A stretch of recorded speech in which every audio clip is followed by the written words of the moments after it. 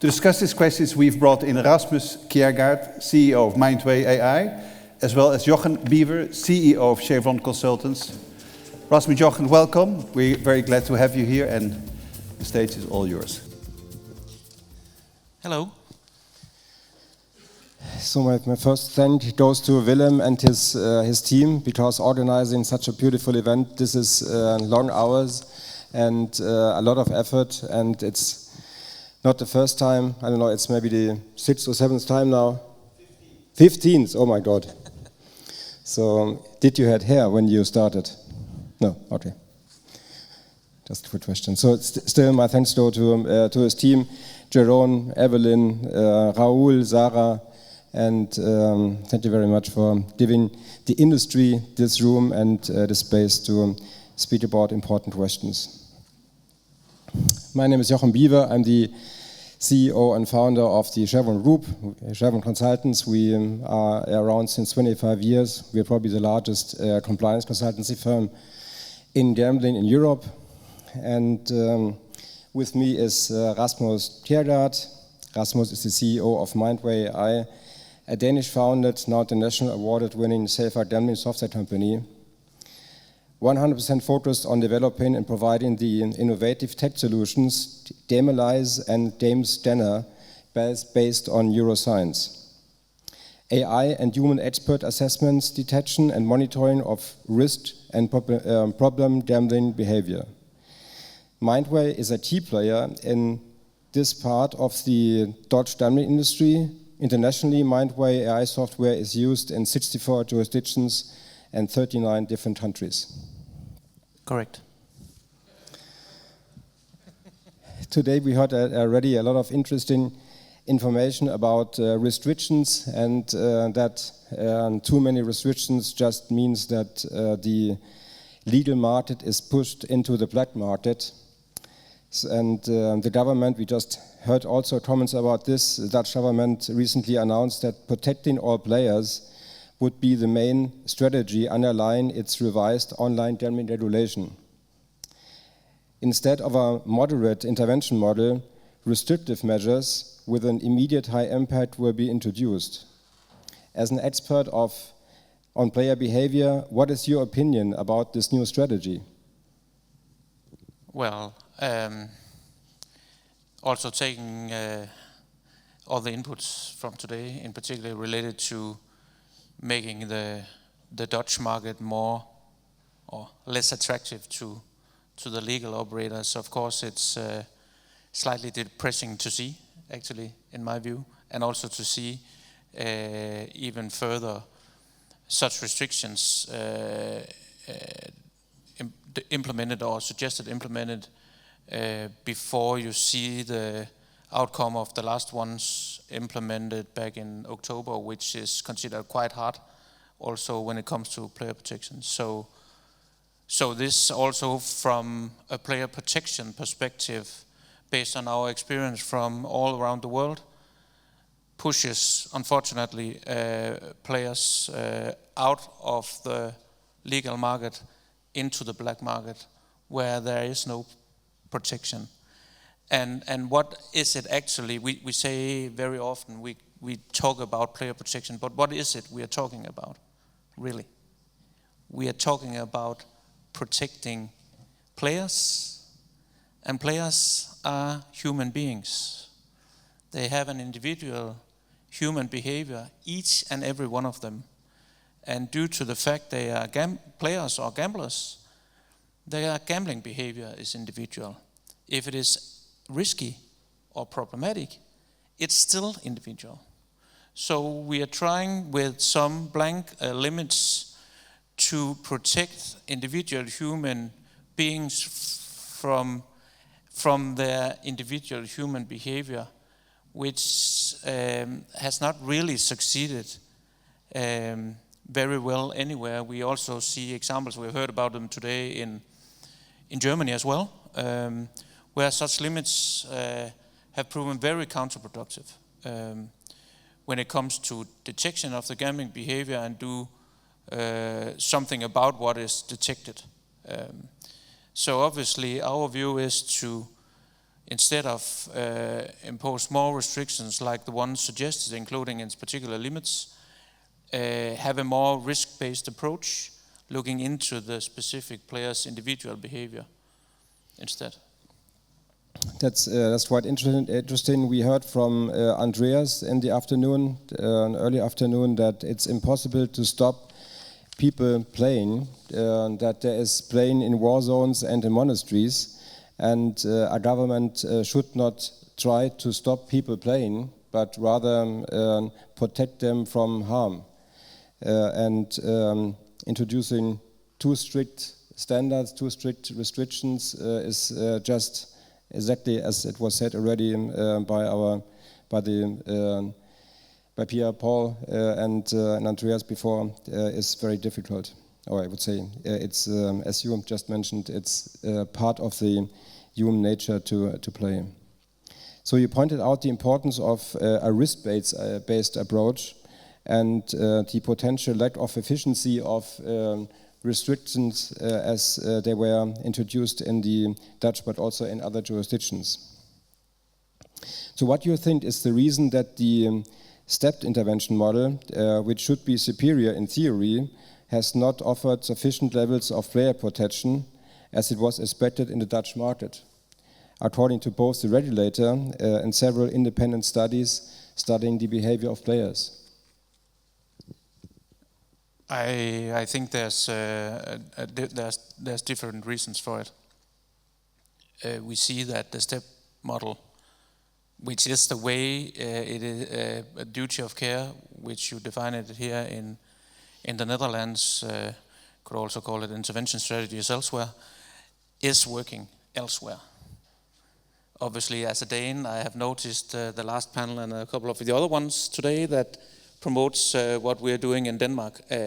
Obviously, I think that the step model there is quite similar, despite apart from the extra levels you have here, but the essence of it that was outlined when the market opened here in the Netherlands is exactly the same, and actually quite a lot of the initial legislation was based on the Danish legislation and Danish regulation.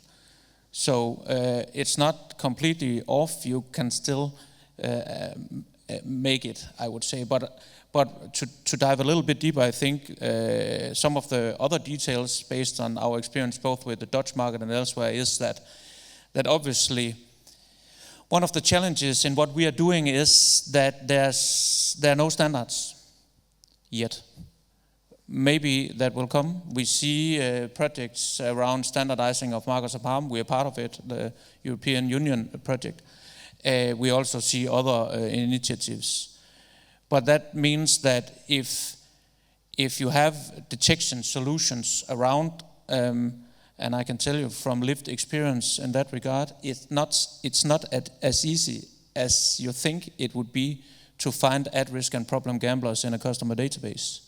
It's like finding needles in a haystack, bearing in mind that the prevalence is still, and thank God for that, 1 to 2%. So the vast majority is not problem gamblers. That's just human beings who are gambling with the operator and should entertain themselves, but get contacted if needed, and not just in general. So the lack of standards, and in particularly around the detection system efficacy or accuracy, is definitely something that leads into that a step model is not working.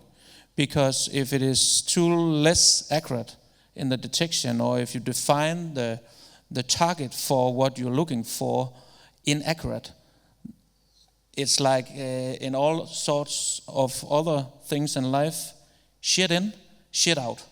So basically, if you have low accuracy, the input, the outcome is not as accurate. Meaning you'll not catch all the at-risk and problem gamblers you would like to find. You potentially will catch too many also. And either side of the accuracy, you could call it, is unideal because the operator do not want to bother the best customers if they don't have to, but they risk of that if the system is too less accurate. Now, with our approach, and I'm pretty sure I know that other approaches can do the same, we are able to provide quite a comprehensive, individualized profile of the gambling behavior we clarify with our AI in combination with human psychologists.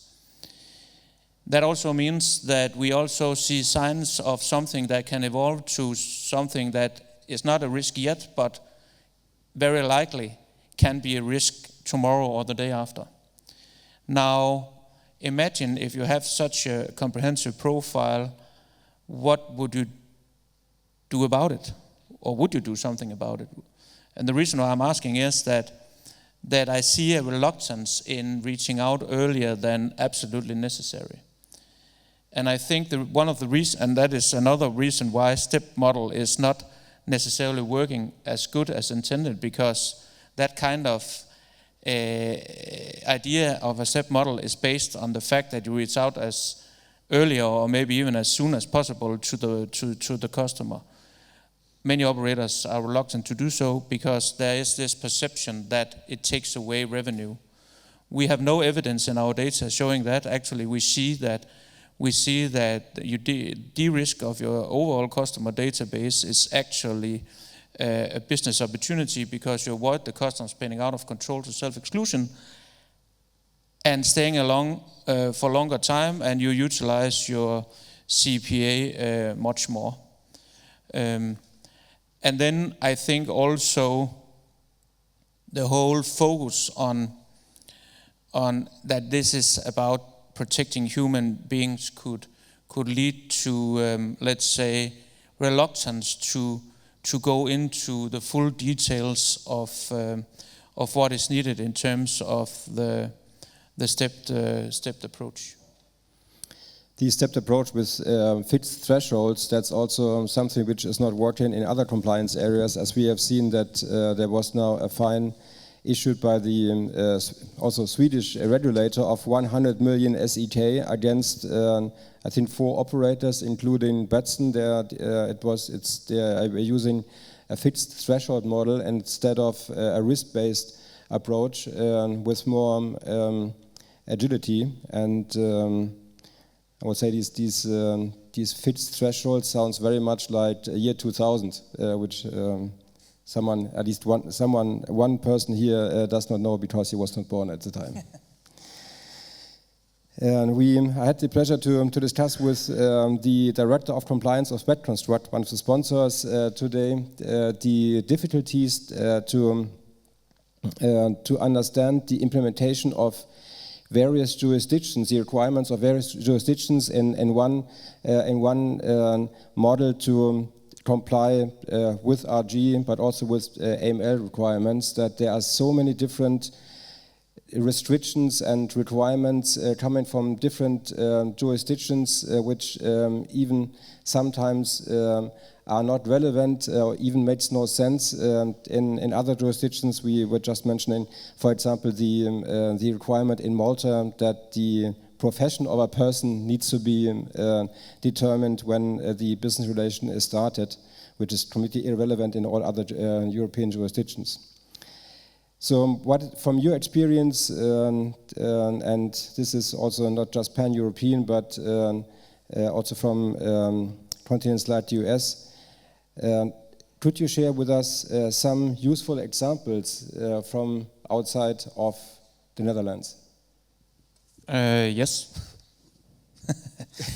Also, I would say though that in my speaking notes here, I actually also just not that everything has to be bad and depressing here. I actually also have noted there are, in my view, elements, Peter Paul mentioned it also, that actually can be considered a success, because parts of the step model and the initial ideas, obviously I know it had been increased later, and with the other challenges, and the gambling tax, of course, is now a challenge.